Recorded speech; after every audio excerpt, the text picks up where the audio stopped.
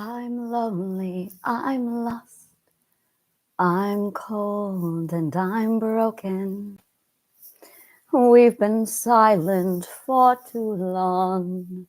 We all have forgotten who we used to be, who we are.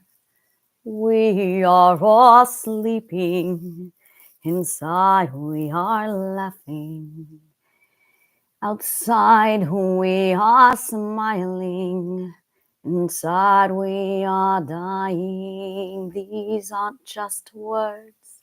This is not a song. It's a message I've been trying to give to you. It's a message I've been trying to get to you. These aren't just words. This is not a song. I'm lonely, I'm lost, I'm cold and I'm broken. We've been silent for too long. We all have forgotten who we used to be, who we are. It's a song I wrote a while ago, back in October, I think it was.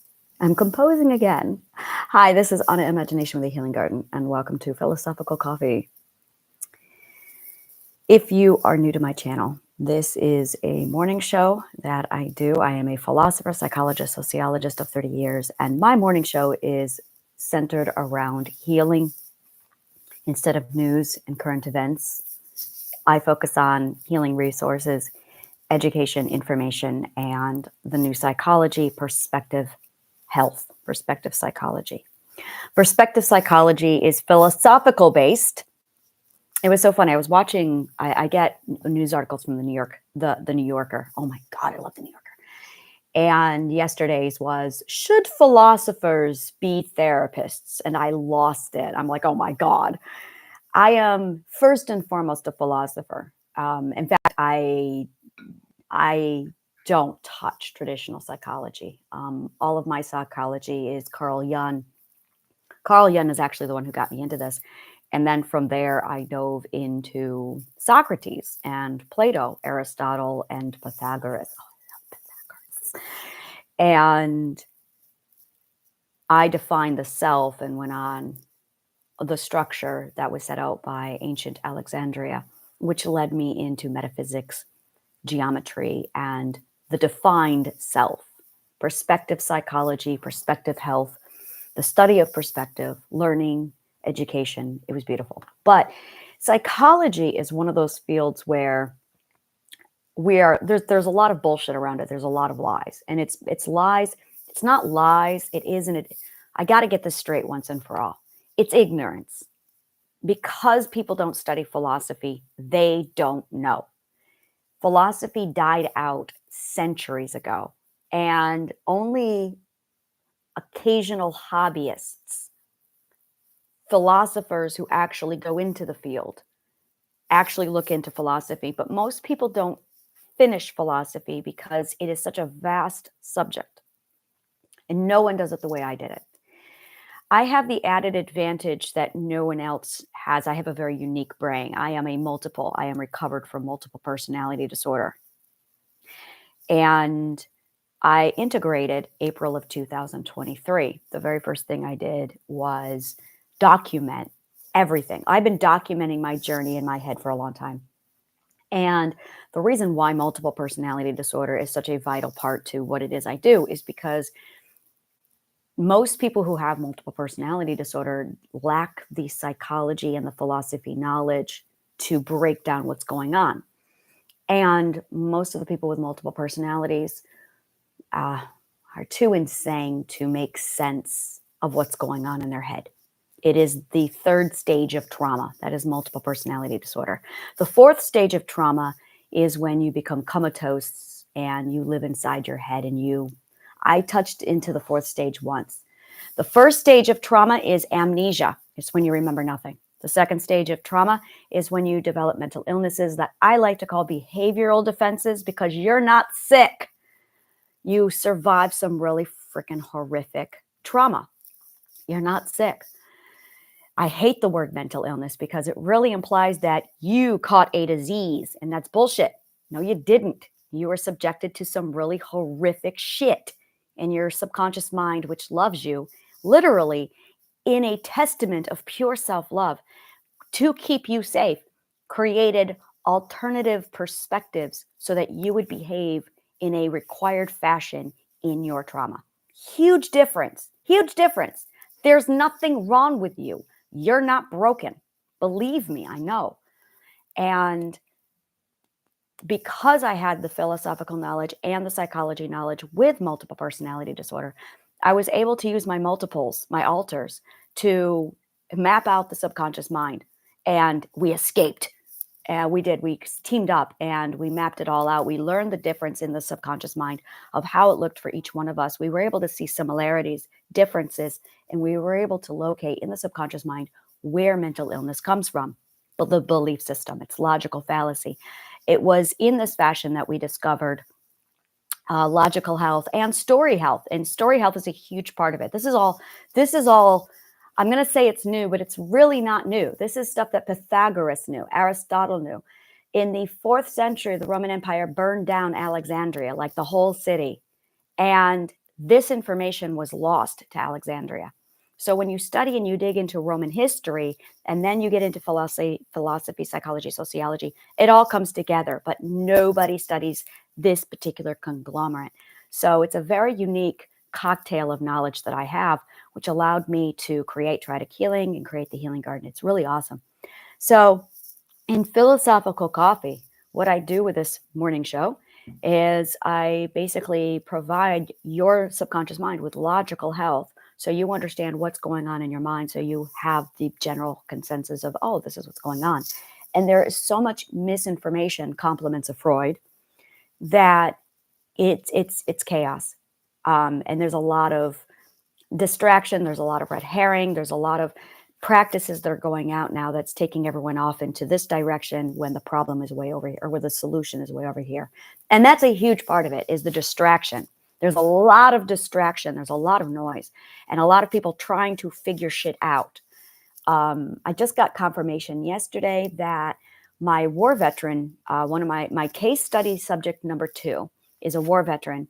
And she was able to confirm that her PTSD is gone. The narcissism is gone. Like her anxiety is gone. It was phenomenal news yesterday. I reinstituted membership on my website, and now I'm going to start doing group sessions that way. So I'm so excited. It was just so much change. And I'm working with the VA now to get a research facility up and going, so I can start testing this on a massive scale with veterans. So psychology health, or logical health, and story health. In order to really sit down and understand all of this, story health is basically, it's our past, it's our present, it's our future. And these things make up our story. The cognate of authority and authenticity is author. And the reason why is because we are the author of our life. We are the author of our story. And during abuse, that is compromised. Bottom line, when we are abused, our abuser is attacking our story. They are attacking our reality. They are attacking our perspective. They are attacking our authority as us being the author of our story. All of these are under attack. It's literally a full attack on our perspective. And the more they abuse us, the more it shakes us apart and rattles us, so that we lose perspective. We lose, and these are terminology, you hear us say this all the time. I've lost perspective. This is what it means. When you lose your perspective, you're actually losing your story. And you can't know your story if you don't have your backstory, which is your past. And a lot of times, in almost every case when we are abused, what's really going on is they are jamming a logical fallacy, limiting belief, inside of our logical system, into our belief system, so that we don't understand what's going on. And when this happens, it completely alters our story. that allows us, or that causes us, to lose our self, our identity, because our story defines us. It is such a vital part to it. So today I'm going to be talking about narcissism. I'm going to be going over more boundaries, and I talk a lot on narcissism and boundaries because all mental illness is a symptom of narcissism. Narcissism causes all of them. Cure narcissism and the rest go away. And I'm going to say it again, over and over again. The more I test this theory out on my case subjects, the more it's been proving 100% accuracy. You cure narcissism and the rest all go away. These are all just symptoms of the one problem. The one problem is a logical fallacy that you cannot save yourself. Bottom line. It is a really old, deep belief that we can't save ourselves. I was talking to a friend of mine last night about this. Absolutely beautiful dynamic, how it finally just kind of spun around and solidified itself. It is what I like to call self-validation. And this is really at the core of all mental health. It is as if we spend our lives proving to ourselves that we can save ourselves, that we are worthy of our own self-love. The self is the ultimate authority on whether or not we are worthy of love. And that's it, bottom line, is if you haven't earned your own authority to be worthy of love, well, then you're just not worthy of love. And we do this with our life. We do it with everything we do. It's out there, and it's extraordinary to see it, how it keeps cycling back over and over. And this is basically proof of concept. Proof of concept is an economics term. It's a business term. And it is the core of being able to produce testimonials, produce a product, get behind and sell something that you're selling, is all proof of concept. You have to be able to prove that you can do it. You have to be able to believe that you can do it. In business, if you don't believe you can deliver, then the subconscious mind constantly interferes. It's why a lot of people struggle with business, is because you have to know that what you are offering fucking works. And if you don't know that, you lack proof of concept. The same thing is true. I'm going to tell you right now, psychology and economics are the same thing. They are identical on so many levels. All the subjects in the world are just a variation of the same subject, story, over and over again. You learn this with Aristotle and metaphysics. And proof of concept, economics, business, is very much a part of psychology. So that when we are 1 and 2 years old, we're talking like, you've learned. The reason why we are standing is because we have proven to ourselves that we can. It's like that moment in Harry Potter, the 3rd movie, when he first sets off the Patronus and he can't do it. And the Dementors are all down on Harry. And then later, because of time, he's on the other side of the lake and he sees the Dementors all coming down on him. And he realizes in that moment, oh, it's me. I'm the one who cast the Patronus. I know I can do it. And he casts the Patronus. And he's on the hippogriff with Hermione. And he's like, I knew I could do it because I'd already done it. That's proof of concept. That is it right there. That is the same level of self-knowing that I am talking about. Thank you, J.K. Rowling. Like that's solid right there. That is absolutely solid. And it's absolutely stunning to see this beautiful proof of concept just come down. And it's this realization that we can stand because we've proven to ourselves that we can. And this is where we have psychosomatic symptoms. Psychosomatic symptoms play a huge part in our overall mental health. Oh my God, do they? And I noticed it in myself, and then I tried it out on my case studies. And in every single case, the very first thing I say to my people is, there's nothing wrong with you and you're not broken. And within 2 weeks, I would say more than 50% of their mental illnesses are already gone because they've stopped thinking that they have them. When you walk in and you tell someone, oh, you've got PTSD, boom, well, you're going to have PTSD. You tell someone, oh, you've got bipolar, boom, you're going to have bipolar. And this is true. This has been proven so many times in medical science that our brains will do this to us. We see this with psychosomatic symptoms in the placebo effect. We see this with mob mentality, mass hysteria. These are psychosomatic medical conditions that exist because we think we have them. This is how fucking powerful the subconscious mind is. So when you walk into a therapist's office and they say, oh, there's no cure and you've got borderline personality disorder, well, you're going to have borderline personality disorder because you think you have borderline personality disorder. So the very first thing I tell my people when they walk into my office is, there's nothing wrong with you. Let's get that right out of there. These are behavioral defenses. You're not broken. You're not. You were subjected to some really pretty fucking heavy shit. Horrible shit. And your subconscious mind loves you so much that it created an alternate perspective to adapt to the horror you lived through. That's fucking self-love right there. You don't need it anymore, though. And there's no off switch. There is and there isn't. There is an off switch, but you got to know how logical health works. The off switch is in logic. That's where the off switch is. But you have to, very first perspective, you have to know how to regulate and self-discipline your fear to be logical. And this is the very first ethic. This is the first, let's call it the rite of passage, the lesson that every human being has to learn in their life. Now, not every person is learning this, and that's the problem. If you don't learn this gold ethic, you're gonna have an addiction.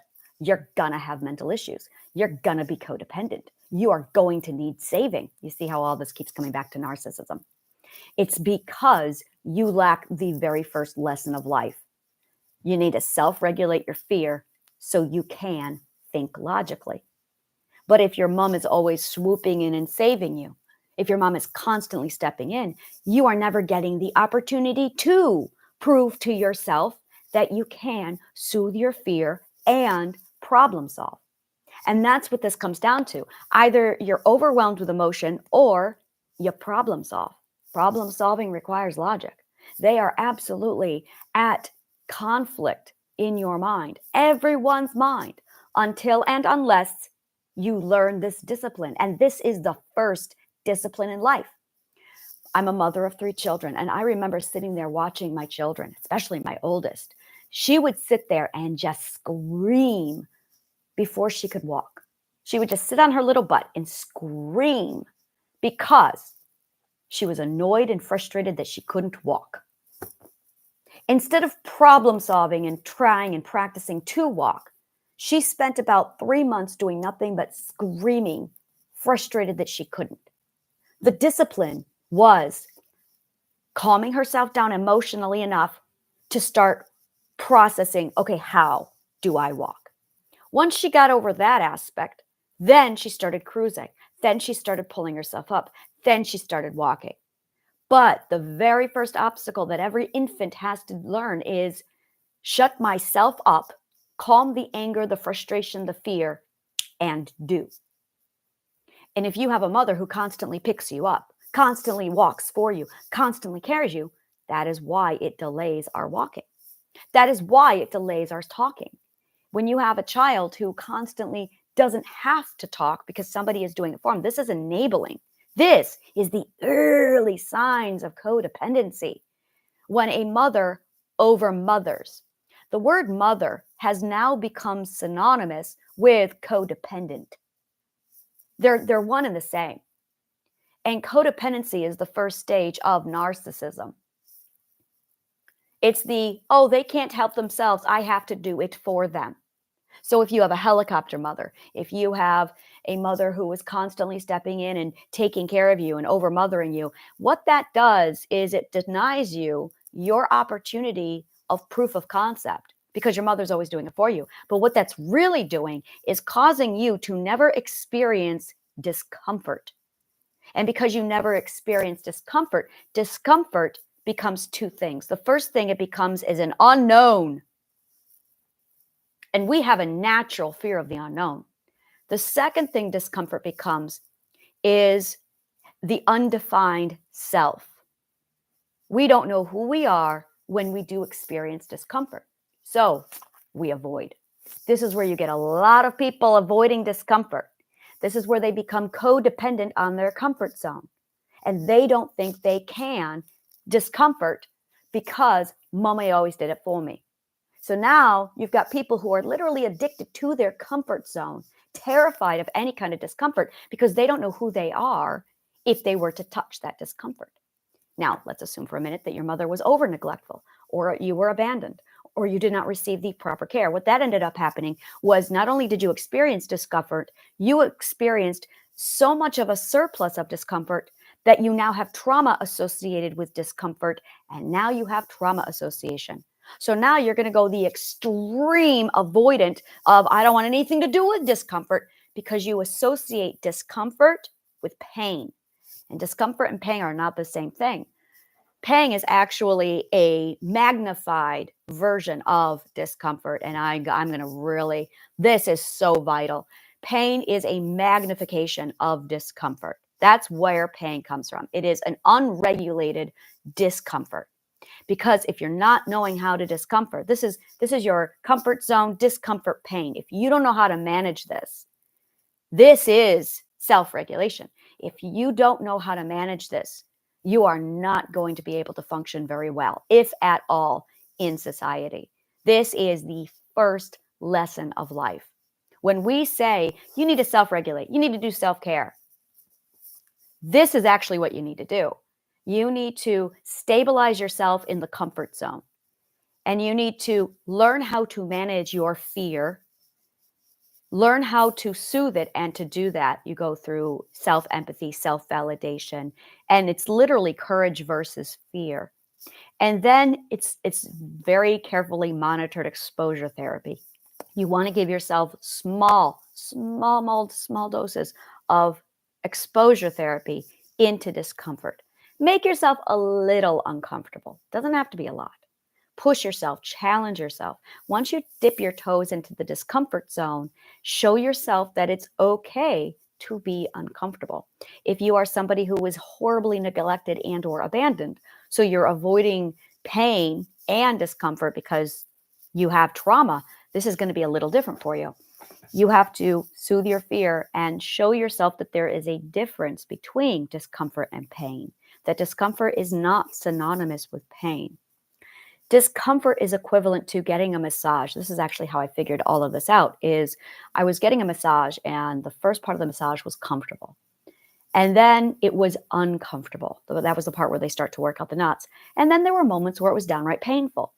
And I was watching how my back and how my muscles responded to the different levels of pressure. No pressure or skin level massage, comfort.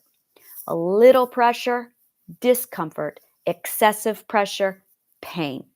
So this is it right here. And you're supposed to use your comfort zone as a fallout shelter to administer self-care. Self-care, and this is where the internet botched a whole lot of this stuff. Self-care is basically recharge and ground yourself. It is going back to your own self, your own identity. And in order to do that, you need to be isolated.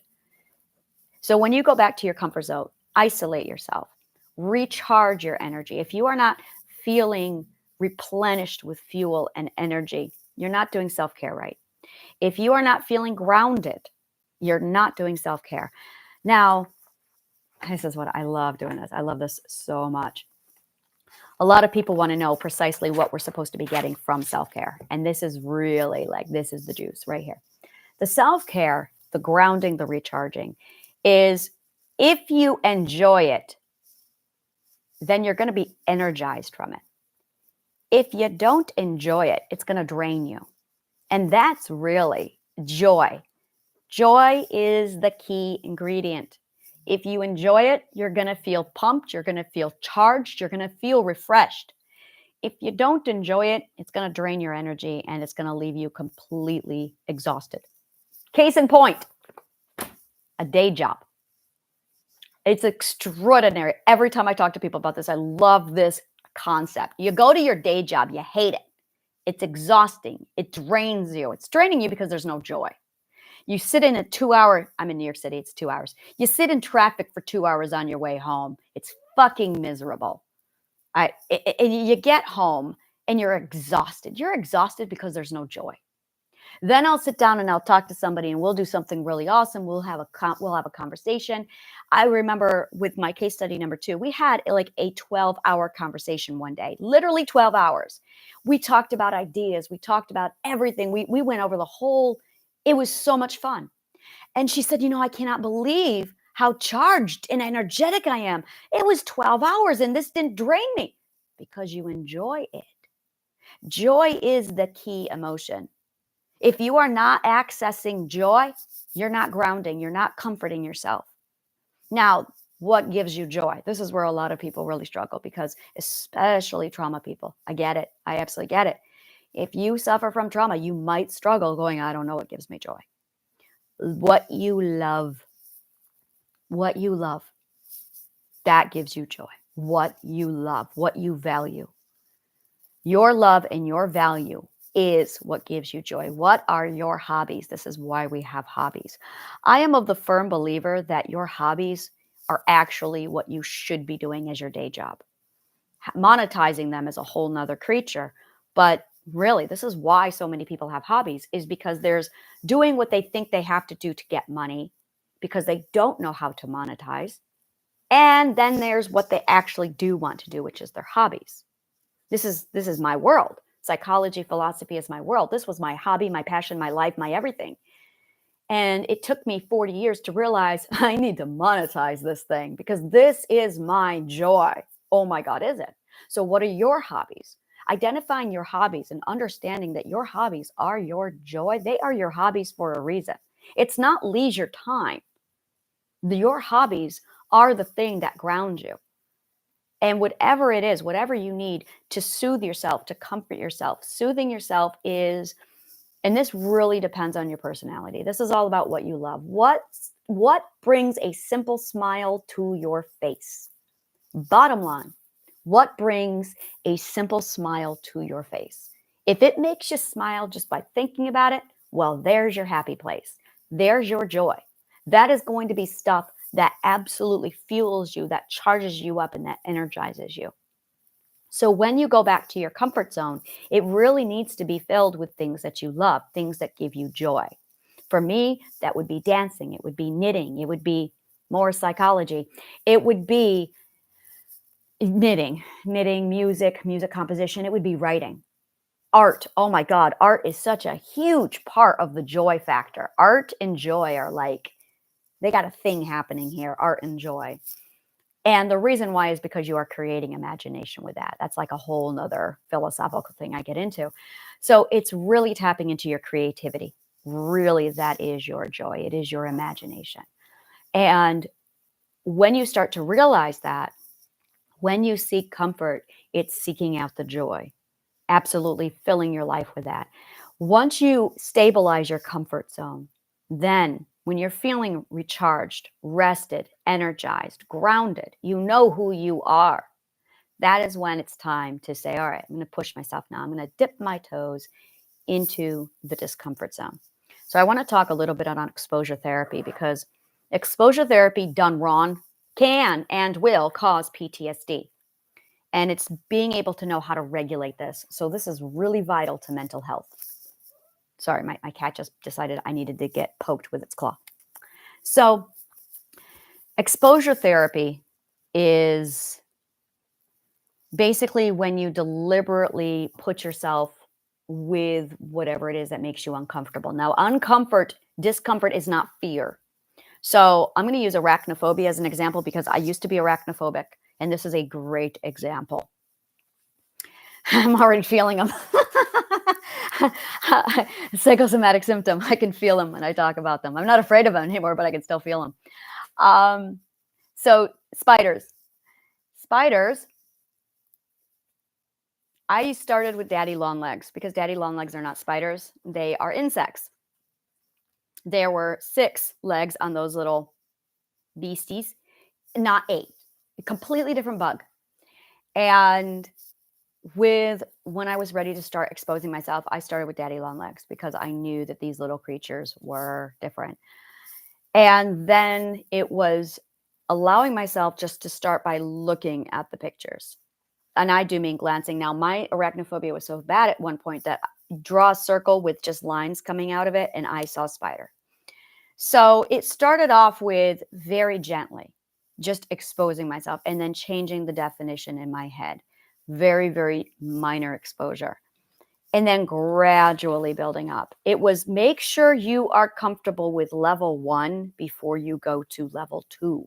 A lot of people who do exposure therapy jump right over. No, don't eat the plant, Spriggan. They jump right over to level 10. They jump right over to level 8. One moment. I'm having a cat situation. Come here, baby. Kitty, kitty, kitty, kitty. Come here, baby. And as a result, they end up re-traumatizing themselves because cats. They end up traumatizing themselves because they jump right into level 8, level 10, and that re-traumatizes. You do not want to do that. Do not, and I'm one of these people. There are people who are like, I'm going to jump into the 20-foot deep end of the pool. Don't do that with exposure therapy because it will send you into a PTSD episode and you'll have a whole nother nightmare of a mess to clean up. That's going to reinforce the fear. So when you are using exposure therapy, you are going to want to, and plan this out, strategize, problem solve it first. List on a scale of levels 1 through 10, write down all the different levels. For me, let's do spiders. A level 10 would be a tarantula at a pet store, behind the glass. That's a level 10. Level 1 is the daddy long leg, a bug that isn't even a bug, or a bug that isn't even a spider. Level 3 would be a distant, small photograph. No, it would be, what's the name of that spider? Lucas the spider. I used Lucas the spider to help. Lucas the spider helped me. Lucas the spider is a YouTube video. I love Lucas the spider. He's cute, and it's a little tarantula, but it's cute. And I was able to start level 1. Level 2 was Lucas the spider. So I was able to use Lucas the spider to get me through like levels 2, 3, 4, 5, 6. Now we're going to talk about Lucas the spider because he is amazing. And in this example, it's perfect. Lucas the spider reconditioned what I would define as scary. When you have exposure therapy, what you're really doing with your brain is you are teaching your subconscious mind that something you think is scary is not scary. Another example that I had was dogs barking. So if I heard any dog barking, I would associate dog is in severe pain. Well, it depends on the dog bark. And well, there was a lot of, I'm not going to get into the psychology of that, but there were levels of dog barking. So I had to change the definition. And that's really what you're doing here is you have to teach your subconscious mind a new definition. That is what you are doing when you are doing exposure therapy. This is true anytime you are managing fear, anytime you are dealing with phobias, anytime you are dealing with trauma, anytime you are dealing with anything. When you have an aversion to something and you want to get over it or get through it, I like to say get through it, what you need to do is change the definition. You have to give it a new definition. So define what is your ultimate scary, whether it be claustrophobia in an elevator, in a locked room, a room with no doors. Spiders, it would be a big tarantula in real life. Dog barking, I don't want to talk about level 10 for that. And there's your level 10 definition. Now let's come up with a non-scary version of this. And that would be your level 1, level 2, level 3. Make it non-scary. So if you have a fear of spider, Lucas the spider is a fantastic place to start because Lucas the spider is so cute. He's adorable and he's so funny. Boop. He takes the fear out of spider. Lucas the spider takes the fear out of spider. Like Google Lucas the spider. He's wonderful. And that's really what you need to do is take the fear, like literally teach it. Look, subconscious mind, that's not scary. Teach and treat your subconscious mind like your subconscious mind is 5 years old. This is a real big part of psychology is a lot of us bully our subconscious minds. Our subconscious minds are 3 and 5 years old. Our fear system is 3 years old. So when we are hating on ourselves, when we are self-loathing, first perspectives, I'm talking to you.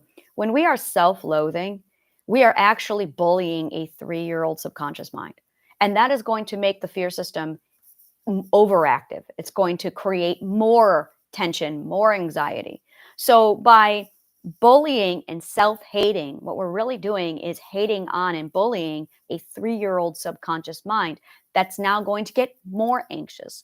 And this is the cycle that we end up creating in our own mind because this is what we're doing with ourselves is we're bullying ourselves. Our self gets bigger and more afraid. We bully ourselves more. So this is the cycle you've created where it builds up anxiety, it builds up fear, it builds up tension because we're mean. We're mean to ourselves. So instead, soothe the fear system. Treat it like it's a 3-year-old needing to be soothed by a mother. You need to become your mother, as in you need to become a mother of your fear system. And that really, really needs to be driven home is when you adopt the role of mother for yourself, it is a game changer. This is like first perspective level number one. This is what's going to help you with this. And once you realize that you are your own mother, I need to say it so it doesn't like trigger memory with some people. It's when you realize that you need to adopt the role of mother for yourself that it's a game changer. It's you learning how to nurture yourself, you learning how to encourage yourself. Now, the role of mother has been bastardized by our society over the last 2,000 years, which is part of the problem. This is a huge part of the problem, is the concept of mother is so warped and bastardized by our culture that we don't even know what a healthy mother looks like. Supermom is toxic. Supermom is narcissism. Codependency is narcissism. The mother who joyously gives everything she's got until she's dead and drained, that's fucking toxic. That's not good mothering. That is toxic. So healthy mothering looks like encouragement. It looks like support. And it looks like an unbiased advisor. Think about Merlin. Really, think about Merlin in the author tales. They are subjective. They use Socratic method, which is, and I do this with my kids, and my God, do my kids hate it, but oh well, it's taught them. My kids will ask me a question, and is this good? Is he good? We'll be watching a movie, and my youngest daughter does this a lot. Is he good? And I say, I don't know. What do you think? Oh, it pisses her off so much. But I cannot tell her if somebody is good or bad because that is measuring a person's ethics, a person's actions against your own ethics. Every one of us has to decide if somebody is good or bad. And if you cannot figure out if something is good or bad, you've got work to do. You have to decide this because whether something is good or bad, first of all, the rest of that sentence is for you. Is this good for me? Is this bad for me? No one can answer that for you. And a mother who says, oh, he's good, he's bad. Well, you've taken away your own ability now to proof of concept to determine on your own if something is good or bad. That is a vital tool to our psychology to determine if something is good for us or bad for us. If your mother is telling you you can't watch these movies, you aren't making the decision to determine if they are good for you. My daughter, when she hit 13, it was like, all right, gloves are coming off. You are allowed to whatever you want to watch on TV. Here's the rule. You're going to have to become aware of what you can and can't handle. Listen to your emotions. So it became use your emotions to determine whether or not you have the ability to navigate, function, move, shift with whatever it is. Listen to your emotions. If it's not good for you, then there's going to be consequences. You're going to end up with nightmares. And she has learned to manage and navigate and edit her own television. At 16, she knows what she can handle. She knows what she can't handle. If she's watching something that I don't approve of, I'd give her a very gentle, just be aware that if you are having an increase of nightmares, if you are having any nightmares, that is a clue. And the big part of all of this is set the example. If I'm sitting here subjecting myself to television that's giving me nightmares, that is literally the lesson. The whole concept of do as I say, not as I do is bullshit. It doesn't work that way. That is not how a human person learns. A human person learns through example, through mimic, repetition, mirror, response, reciprocity, period. That is how we all learn. So if you are putting yourself in a position where you're constantly draining yourself, that is the example that you are setting for yourself. If you are not setting your own boundaries, if you are not defending your own person, that is the example you are setting. So when you are turning all of this into yourself on your fear system, you are accepting the role of mother, healthy mother. And it's encouraging, it's advising, it's being gentle, it's using compassion. Oh, self-compassion is a big one. It's self-empathy, self-compassion, kindness, just basic self-kindness, self-gentleness. And these are the core of soothing. And it's soothing that fear system, walking it through it. You can do it. Become an encouragement, a positive fest for your fear system. You can do this. Yes, it is scary.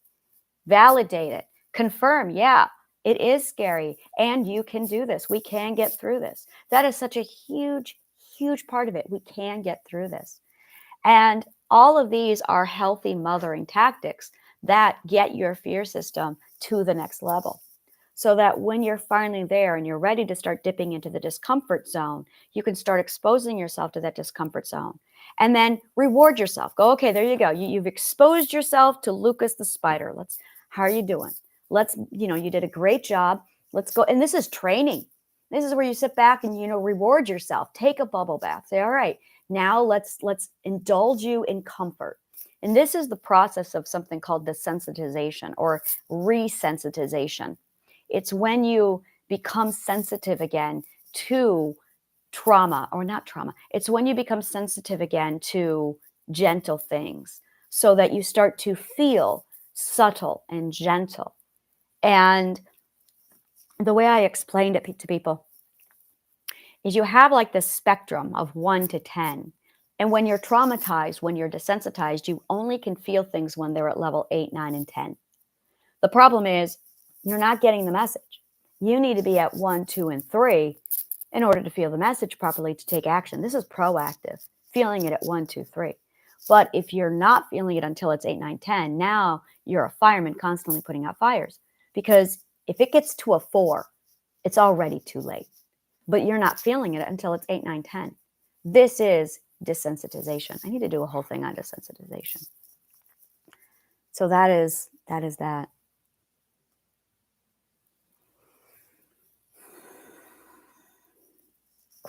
I'm going to step back and just think for a minute.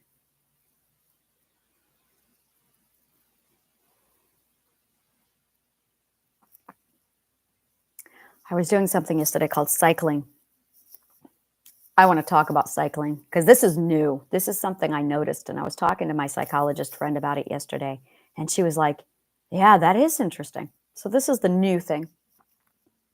I needed to do self-care. I needed to stop and meditate and isolate, and I didn't. And I caught myself picking up my phone. I checked my email. I checked WhatsApps. I checked my texts. I checked TikTok. I put my phone down, and I felt unsatisfied. I felt like there was something I was looking for. And then I did it again 4 minutes later. And I kept doing it. Like 10 minutes would go by, and I would go through that cycle like I was looking for something. And my intuition was going, you need to meditate, you need to meditate, you need to meditate. And I avoided meditation. I'm still trying to figure out why. I did not want to do it. I was avoiding a conversation with myself. And as a result, I felt, it ended up leading into a spiral. I was able to identify the spiral and pull myself back out of it, but it wasn't until after I emotionally struggled And it was definitely me walking into the realm of uncertainty. I want to do meditation now because I want to do meditation now. So deep breath in and out.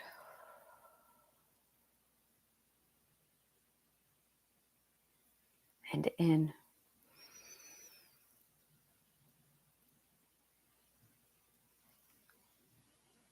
And out.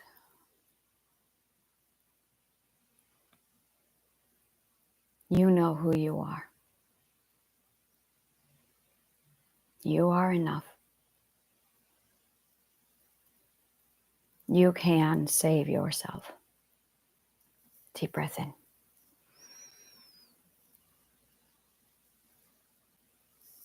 And out.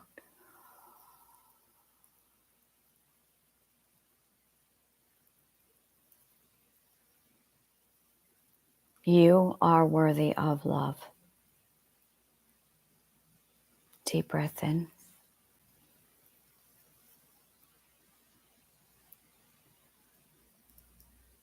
And out.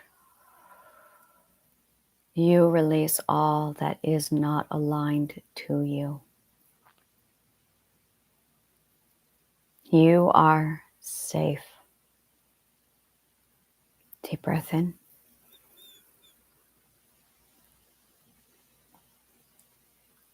And out.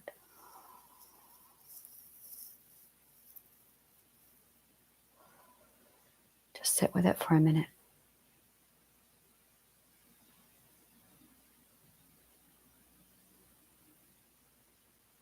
You know who you are.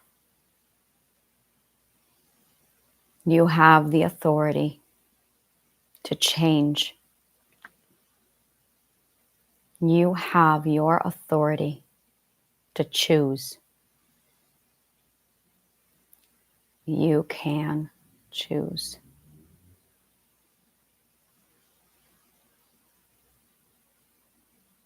You know who you are. You are free. Deep breath in.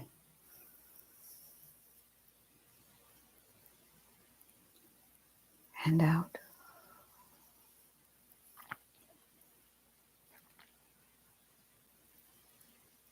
You are free.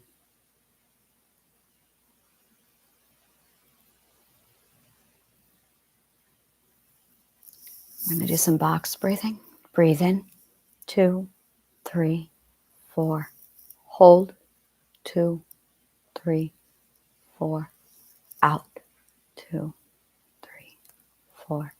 Hold. 2, 3, 4. In. 2, 3, 4. Hold.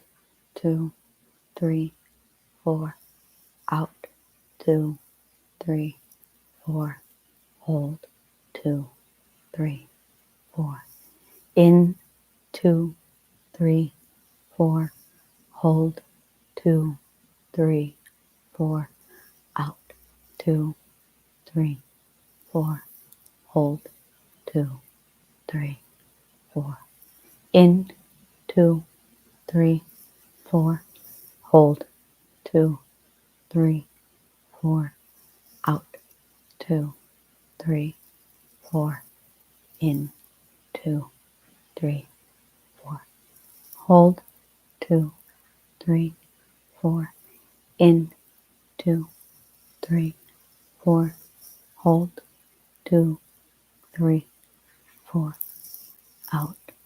2, 3, 4.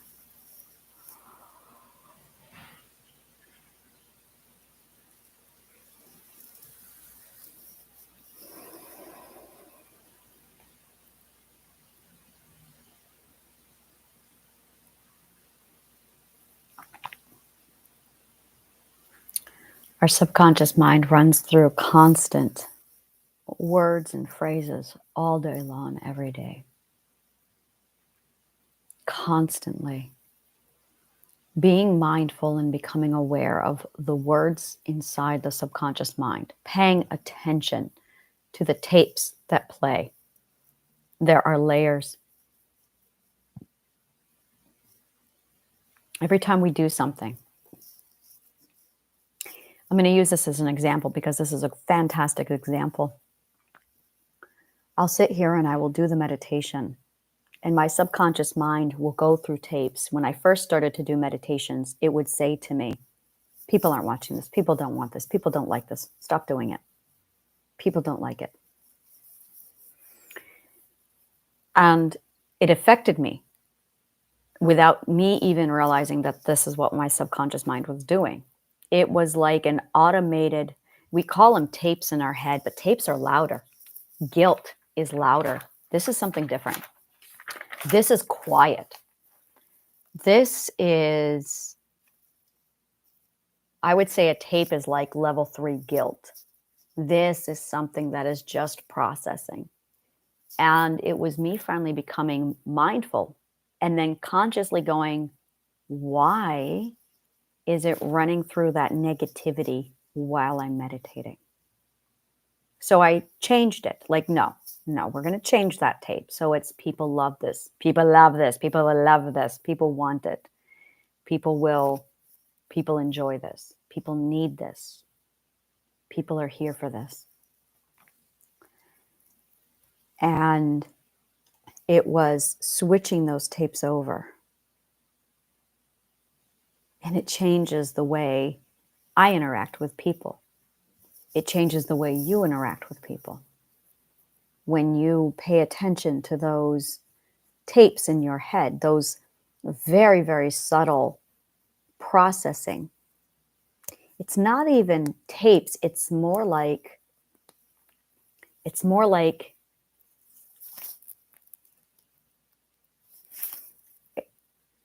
like a script. It's so quiet. It's like a movie. Very, very quiet. And when you start to recognize that that's being played, and it's stepping into that, and then just no, we're going to be positive. We're going to shift that over. And when you meditate, a lot of people don't know this. I have meditation for beginners, and I stopped doing it because I didn't want to just do meditation. This is where philosophical coffee comes in, where I wanted to do this. And it was, I guess you could say that meditation for beginners was the beginning and the introduction to philosophical coffee. This is where I was going with it. And I realized I just want to do this. So it was a combination of positive affirmations and meditation with manifestation, gratitude journaling. Oh my God, I love gratitude journaling. Let's do gratitude journaling. Gratitude journaling is basically when let's go ahead and write down what you're grateful for. It is basically it's reversing the polarity in your subconscious mind from negative over to positive. That's it. It's conditioning your RAS, your reticular articulation system in your subconscious mind, to recognize opportunity, to recognize what you have by tapping into gratitude. And that literally stops the filtering in your subconscious mind from seeing shit that you shouldn't be seeing, or from hearing things. So let's start with some gratitude journaling. And I really want to start doing this from now on. I think we're going to do this with philosophical coffee, where we're going to do gratitude journaling together, positive affirmations, meditation. And yeah, I definitely want to do like 40 minutes of talking, and then we'll do the gratitude journaling. So let's start. Gratitude journaling looks like, I am grateful. But let's do this third person. You are. Always do it third person. My neuroscientist friend, Maury, has provided substantial proof that you are that is what rewires our brain. The reason psychologically for this is because we learn off of the U of I. We learn through mirroring and reciprocity. So by saying you are, it's activating your learning center in your mind so that you understand that you are, the third person point of view, is learning from a mirror mimic repetition response. When you say I am, there's no effect. Neuroscience and psychology prove this. I am statements don't work. You need to use you are. So you are grateful for.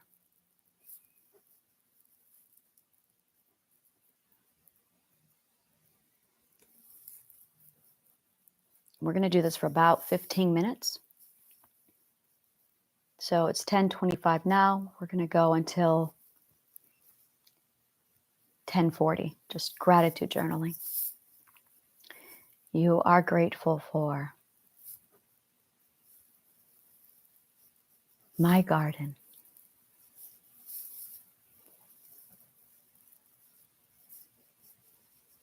So by saying grateful and you are, it's this positive affirmation and gratitude journaling in one.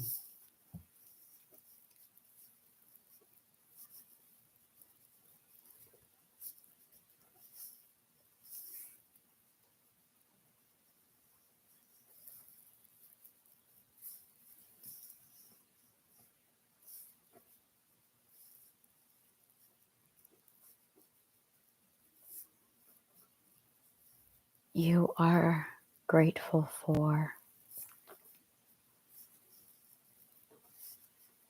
my coffee.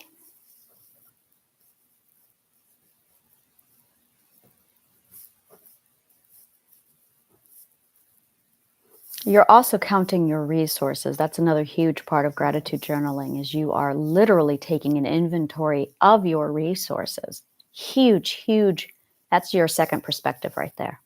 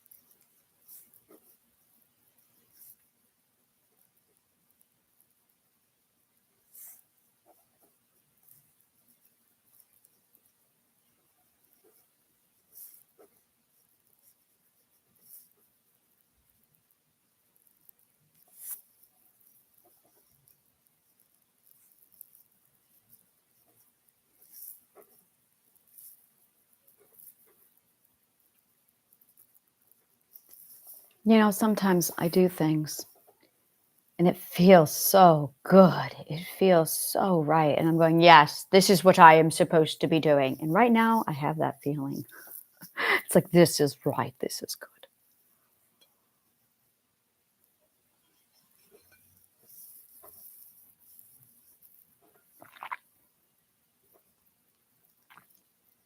I love my philosophical coffee.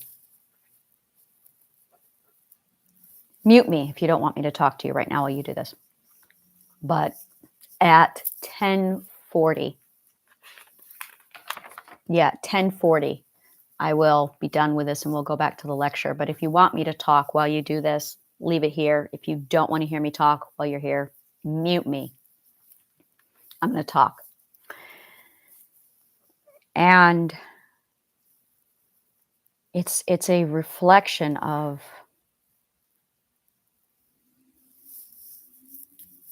it's this intuition, this feeling, and it truly is. It's intuition. This is 100% the universe, your God, your universe, your energy, whatever you want to call it. It is the thing in your gut that tells you this is right. This is joy. This is what I live for. It is the, does it feel right? Does it feel good? And does it give me joy?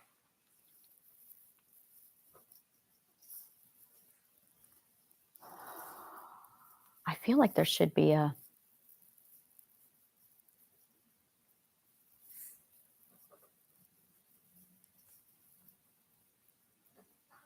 simpler way of handling fear that I haven't figured out yet, and I'm still working on it.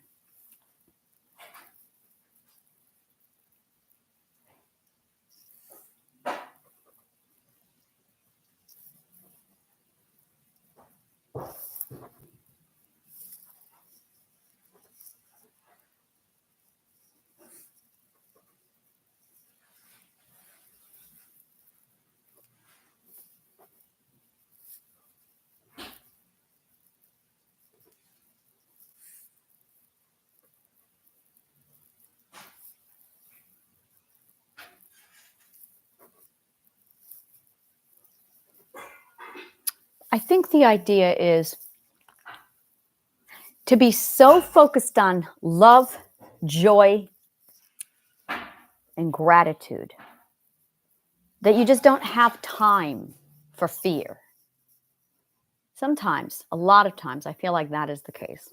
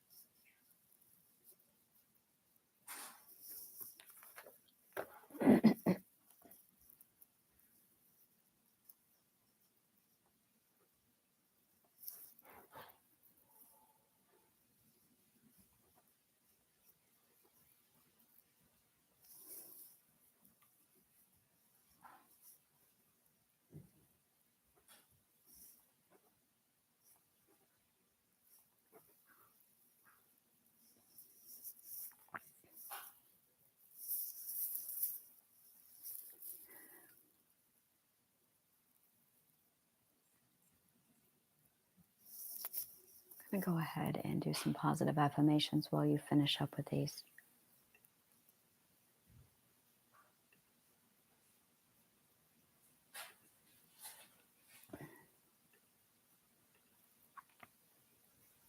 You are free. You have free will. You choose for yourself. You are your own authority. You claim your authority.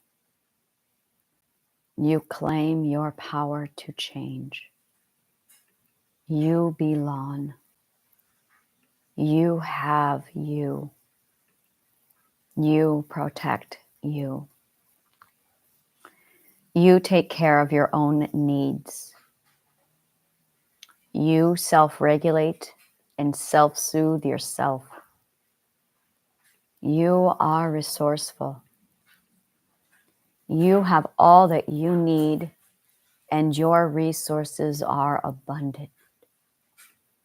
You are home. You choose good people for you. You accept you. You are safe to talk and be heard. You are safe to choose. You are safe to love yourself.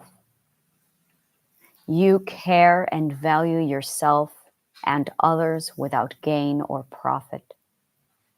Love is valuing others without gain or profit.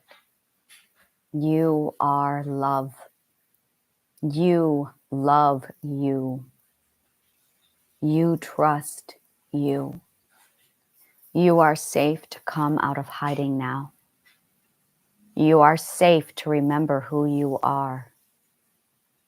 You are safe to be seen. You are safe to be heard. You are safe to create. You are safe to grow. You are safe to change. You are safe to imagine. You are safe to trust the right people. You defend yourself. You know who you are. You know your story. You know your value. You are equal to all others. You problem solve through your fears. Your opinion is as valuable as all others. You know your name. You know what you are. You know your truth. You self-govern. You are resourceful. You are accountable. You trust yourself. You trust others. You accept your own limitations. You ask for help. You comfort and reassure yourself. You rely on yourself. You are valuable. You are worthy. You release all that does not align to your truth. You trust your logical deduction. You know who you are. You know your truth. You trust your logical deduction to decide for yourself. You choose to trust the right people for you. You are strong enough to release judgment, fear, and hoarding of your resources.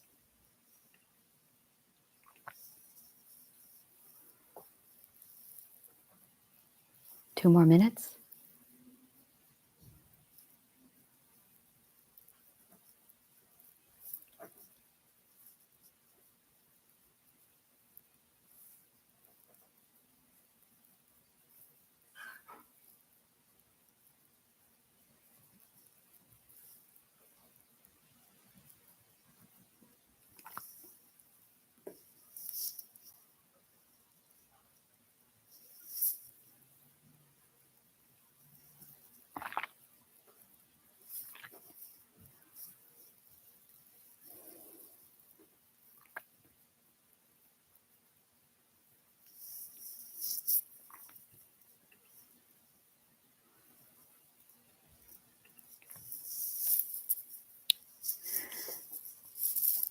Relationships are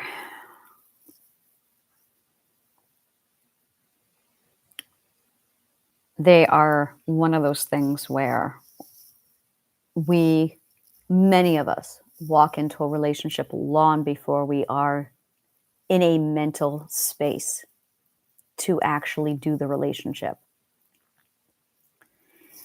And then when the relationship struggles, falls apart, breaks down, a lot of people try and figure out where it went wrong. And they're trying to problem solve without the tools to problem solve. But no one has the big picture as to what's really going on through life. And this was something that I very recently walked into. I'm currently in the U of I And the U of I is all about partnering up. I wouldn't say, yeah, I would say partnering up. It's very much about how you, as the defined self, now work with another I of I, another defined self. It is how two defined selves interact with each other in a healthy conglomerate that is wisdom love. And it is something that is not, it is difficult. It is when you don't know what you're dealing with, when you're not aware, when you are really trying to figure it all out. It's a really great place to start when it comes to figuring out everything. And you can't do that until you have a defined self. But most of us do not have a defined self. And if you do have a defined self, very, very few of us have a defined self with another partner who's also just as strongly defined. And it is something that I am more and more working toward, is the concept of partnering. And every time I enter into the world of poly thinking, I lose my solid, I lose my stable. It's a mindset that is incompatible with the defined self. Romantic love is incompatible with the defined self. A lot of the terminology that is available to us today is incompatible with the defined self. You cannot have a defined self and romantic love. You can't. And the reason why is because the concept and the mindset of romantic love actually destroys, tears down, and degrades the defined self. I'm going to say some stuff that a lot of people are not going to like, and I don't care. Christianity and religion is incompatible with the defined self. It absolutely is a disease. It is Stockholm syndrome. Religion and Christianity is Stockholm syndrome. And you cannot have a defined self and be a Christian. You can't. You cannot have the defined self and have a religion. You can't. Because the religion has been groomed and cultivated for codependency. Sorry, not sorry. Which is why I refuse to work with people who are religious, is because you can't have both. Because the defined self, the elements of the defined self, absolutely contradict the codependency that is cultivated in Christianity, tradition, culture, and religion. The reason why at infancy, 2, 3, 5 years old, 15 years old, people have to choose between the belonging and the defined self is because everything in our culture, tradition, religion, heritage is literally designed to tear apart and contradict the defined self. They are incompatible. And as a result, look at the mental health crisis. So it's this massive, and it's the divorce rate. Like there is so amount of substantial evidence of this. This is why the divorce rate is so high. This is why the mental health crisis is a crisis, is because the defined self cannot exist with the culture we have today. It is completely incompatible.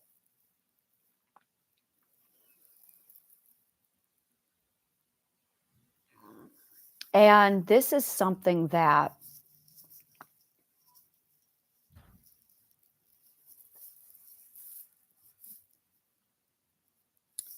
it is something that is just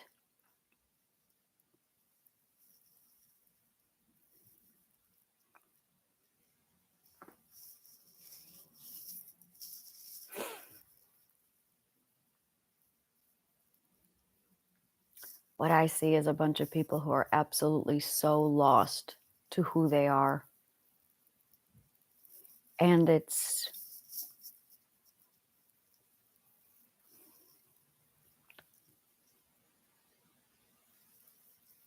keeps coming back to the defined self, the story self, the logical health. I was going over triadic healing the other day with someone, and I had this moment where I went, well, triadic healing is ready to go for sixth perspectives. If you're a sixth perspective, not a problem. And I realized that if a person is first perspective, there's like preliminary work that needs to be done prior. And it was the preliminary work I was going over the other day where I was going, oh, I need to focus on and address. And it was breaking down all the preliminary work that was required for triadic healing. This is phenomenal in the sense of it allowed me to realize exactly how I can and will be helping other people going forward. But it was also a very clear understanding when I was done with it that there's going to be parts of it, trying to figure out where it is, because it was finally breaking down the 12 perspectives, the first 6 perspectives, really. Triadic healing is for 6 perspectives. For first perspectives, there's going to have to be a lot of, wow, that was really loud. There's going to have to be a lot of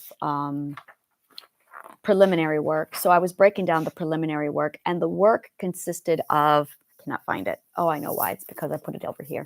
The preliminary work consisted of people first being able to manage their fear. I have so many papers, and I just need to, it's a nightmare, my mess. And when I find it, I will be like, aha, there it is.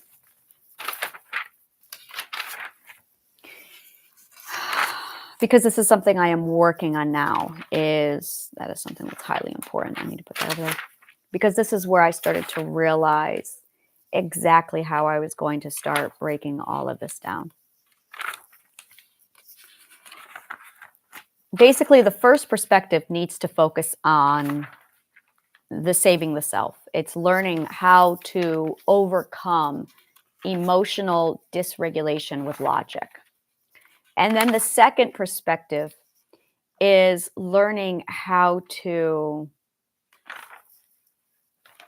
overcome trust, learning how to trust.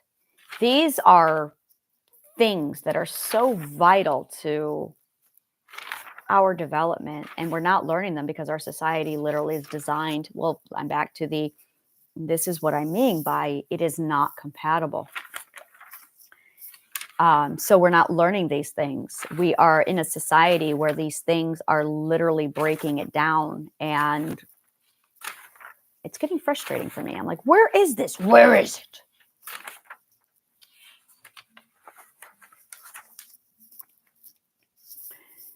It was breaking it down so that it was trust on one level. And it was literally the roadmap that I'm going to have to follow for the preliminary work that is going to be required for when a person is ready to start doing triadic healing. And it was literally the outline of, okay, so if you're in the second perspective, this is what you're going to have to learn. If you're in the third perspective, this is what you're going to have to learn. If you're in the fourth perspective. But it's different. I think I put it in a special place, and now the special place is lost. So I don't know where it is, and I'm really upset about that. But I will figure it out again. So when you go through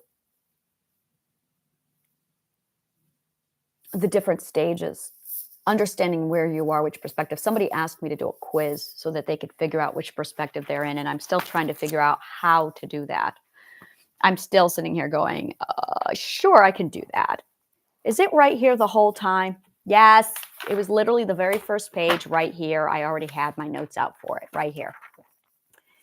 So the first one is how to open your mind. And this is bottom line what the issue is there is knowing how to open your mind and then getting yourself try healing won't work if you don't have an open mind, bottom line. And this is the formula for getting you to an open mind. The first thing is basically self-empowerment. And that is learning how to believe in your own power and nurture yourself so that it's your fear versus your logic. This is emotional dysregulation. Once you learn how to master this, you're fine. And then the next thing is journey through the fear and managing your fear. And if you're not managing your fear, if you're not soothing your fear, triadic healing is not going to work. You're not there yet. You need to stabilize your ability to manage and self-regulate your fear versus your empowerment. The next thing is trust, building up a stable ability and assessment to trust yourself and others. If your relationship with trust is, and trust is difficult because trust really comes down to the reason why you get hurt is because you keep trusting the wrong people. Bottom line, you don't know how to trust. And instead of taking responsibility and being accountable for, ooh, I need to stop trusting the wrong people, I need to learn how to trust. And again, we're back to the problem solving. If you never learned how to problem solve, this is not going to work for you. So the goal, first and foremost, is to teach you how to problem solve. And if you never learn how to problem solve, you're not going to get through this. And this, I think, is over and over again the core thing that people are not learning. This is what it means to save yourself, is problem solve. And it astonishes me how much people are so emotional, and they'll get caught up in, okay, emotions, gossip, analyze, talk, vent. And that's really it. You have a problem, and then people default to talk, vent, violence, gossip, protect, divide, argue, hate, resent. And this is where people go. You have the problem and people will talk about it. They'll vent about it. They'll become violent. They'll gossip. They'll protect. They'll divide. They'll argue. They'll hate. They'll plot. No one is problem solving. And to problem solve, you have to quell the emotions, the emotional story. And that's it. You have to quell the emotional story. That's step one. Step two is learn. But people don't know how to learn. You don't learn that unless you study philosophy. So the next part of quelling your emotional story is teaching yourself how to learn. What did I do wrong? A lot of people will ask the question, what went wrong? Or what happened? And what happened is a wild goose chase. That's a red herring. What did they do is another question that a lot of people go off on this tangent on. What happened? What did they do? And they're kind of there, but they're missing the wrong question. The right question is, what did I do wrong? Where did I go wrong? You want to identify where the error occurred. Where did but this requires accountability, which is why people at the fifth and sixth perspective can do this, because they ask the question, where did I fuck up? And if you're not asking the question you're not going to find the answer. So if you're not accountable, you're going to go off on all of this chase of talking, resentment, gossip, violence. What happened? What happened? What happened? And you're going to retell the story over and over again, and that's going to carry you away on the emotional story. You have to ask the question, where did I fuck up? What did I do wrong? and that requires accountability. Now, you can practice asking this question, and that forces the I into your story. And that's it. Accountability is forcing the I into your story. And if you are not putting the I into your story, well, then who's the author of your fate? And there's a whole lot of people going, not me. Why are you giving up your authority? You see, authority comes with a beautiful, beautiful, it's a two-sided coin. The first side of authority is the reward and the consequence. But you're not going to get the reward without the consequence. Bottom line. Because this is about your authority. There's going to be a reward and a consequence. And you can't have both. You can't have one without the other. People want the reward without the consequence. So they avoid authority because they don't want the consequence. They just want the reward. And these are what I call fruit chasers. Fruit chasers are people who want the fruit without the consequence. You're not going to get the fruit without the authority. You don't get that without I being in your story. So the very first thing you need to ask yourself is, what did I do wrong? Well, what you did wrong was you did not problem solve. Bottom line, you did not problem solve. The second thing you did wrong is you mistrusted, or you trusted without the word I want to use.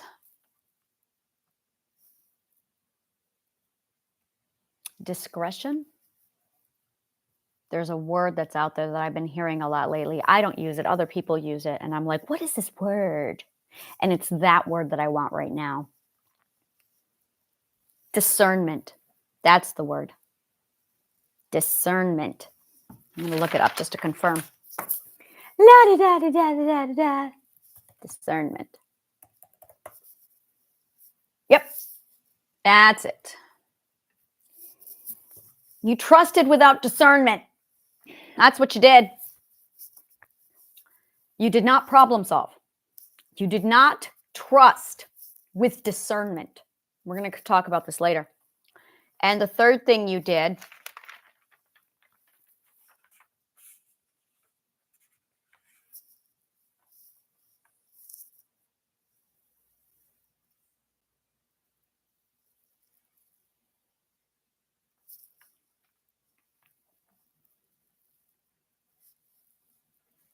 you did not regulate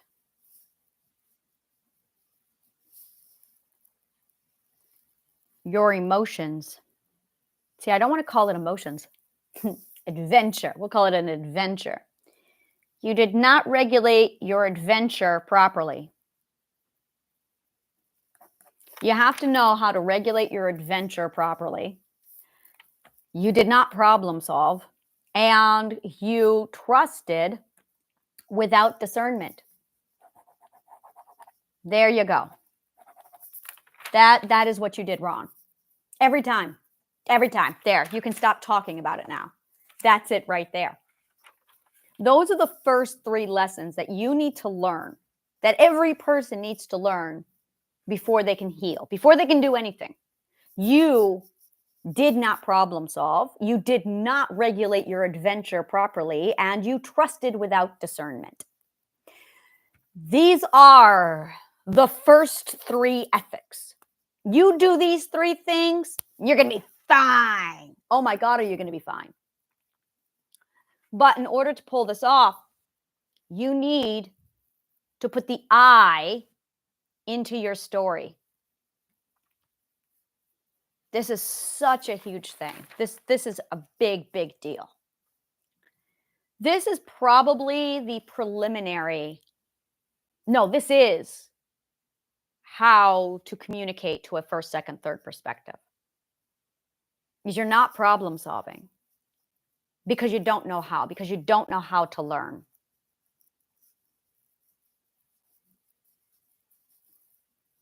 This is learning, by the way. This is learning.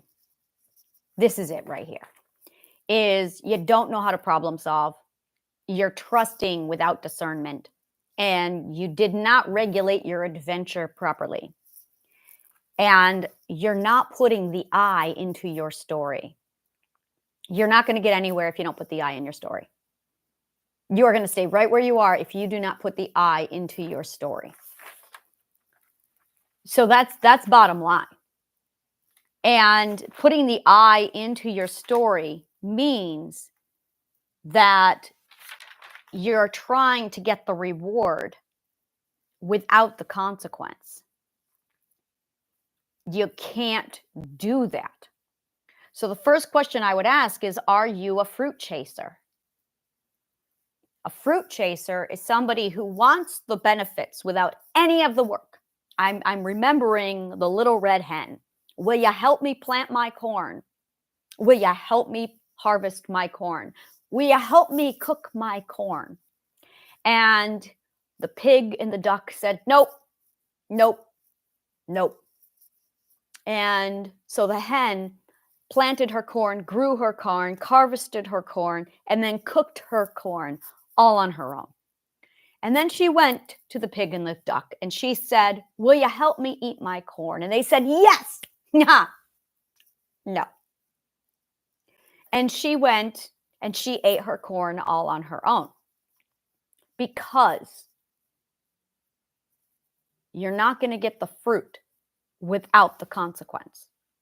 You just can't. This is bottom line. This is a lesson that people really don't get.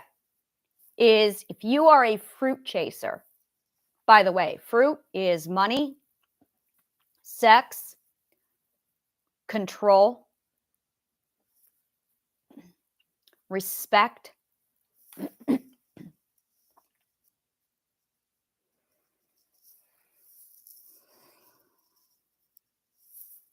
money, sex, control, and respect. Those are fruits. And you don't get those. Oh yeah, love. You don't get those without the work. Bottom line, you cannot have these without the work. And there's a lot of fruit chasers out there. And the fruit chasers are frustrated because they're chasing fruit and they're not getting it. And at the end of the day, same thing with trust. Trust is a fruit. You don't just get trust. You have to earn it. And if you're giving your trust away prematurely to other people, no, being trusted. I have to clarify, being trusted. And this is a big problem, is there's so many fruit chasers out there. So as a result, a lot of people are looking for the fruit. They're manipulating to get the fruit. They're doing all this they're trying to cheat. And you can't cheat. It's not going to be fulfilling. It's not going to be authentic. It's going to be shallow. It's not going to stick around. It's going to fake. If you get fruit from cheating, you're going to have to keep cheating. And you know it.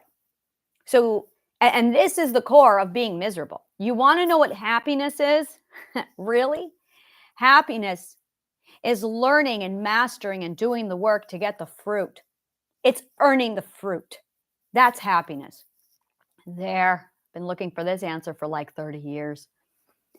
Happiness is earning the fruit.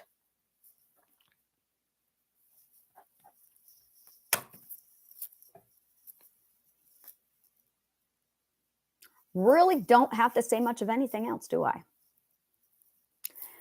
Thank you so much for being my audience. May the kindest of words always find you.